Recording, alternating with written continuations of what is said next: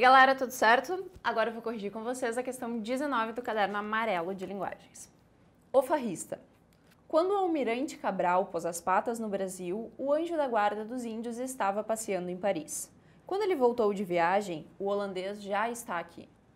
O anjo respira alegre, não faz mal. Isso é boa gente, vou arejar outra vez. O anjo transpôs a barra, diz adeus a Pernambuco, faz barulho, vucu-vucu, tal e qual o Zeppelin. Mas deu um vento no anjo, ele perdeu a memória e não voltou nunca mais. Bom, esse texto é do Murilo Mendes, na obra chamada História do Brasil. O que já nos clareia muito acerca deste próprio texto, né? Que ele se refere propriamente à história do Brasil da época colonial, né? E apesar da época que ele foi feita e do que era comum se fazer de literatura na época, ele traz uma questão um pouco fanista, assim, mas ele traz num tom irônico, porque ele tá zoando algumas coisas que estão acontecendo ali. Ele não tá só valorizando essa produção. Tanto que o nome do poema dele é O Farrista. Então, alguém que está farreando, alguém que está fazendo farra com tudo. E tem alguns momentos que eu acho interessante a gente dar uma olhada, e que ele fala assim, ó, quando ele voltou de viagem, o holandês já está aqui. Ele não usou já estava aqui. E isso nos dá uma dimensão da rapidez como as coisas foram acontecendo aqui no Brasil, como esse processo colonial foi intenso e como foi uma troca muito louca, tá? Então, pensando mais ou menos no que a gente tem nesse poema, vamos ver o que a questão nos pede. A obra de Murilo Mendes situa-se na fase inicial do modernismo. Qual é a fase inicial do modernismo? Aquela fase heróica, tá?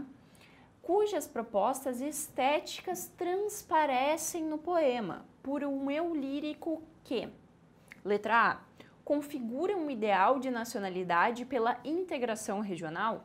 Não, não existe nenhum tipo de integração, né, nesse eu lírico e nem nesse poema, tá bom? Letra B, remonta ao colonialismo assente sobre um viés iconoclasta? Primeiro, assente seria firmado, então o colonialismo firmado no viés iconoclasta. O que seria o viés iconoclasta? Iconoclasta é algo ou alguém que destrói imagens, destrói tradições.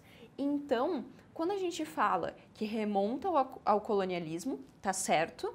E esse colonialismo que está firmado no Brasil, aqui está apresentado de uma forma que rompe, sim, com a tradição. Então, essa letra B parece muito correta. Letra C, repercute as manifestações do sincretismo religioso. O que é sincretismo? A fusão de diferentes cultos. Não tem isso aqui. Então, a C a gente descarta também. Letra D, descreve a gênese da formação do povo brasileiro. De certa forma, descreve sim. Só que o que a questão está nos pedindo é que características do modernismo transparecem na obra dele através do eu lírico. E isso não tem nada a ver com esse eu lírico, tá? Letra E, promove inovações no repertório linguístico? Não, não tem nada de inovação nesse repertório linguístico dele, tá? Então, a nossa resposta é a letra B, tá? Esse eu lírico remonta ao colonialismo, assente sobre um viés iconoclasta. E se a gente for ver o porquê essa resposta está certa, tem muito a ver com a própria fase inicial do modernismo, que ela está rompendo com o romantismo que vem antes. Então, já tem essa questão iconoclasta já na ruptura entre romantismo e modernismo. Beleza? Então era isso, espero que vocês tenham gostado e não esqueçam de nos seguir nas redes sociais e ativar o sininho do YouTube para receber todas as notificações. Tchau, tchau!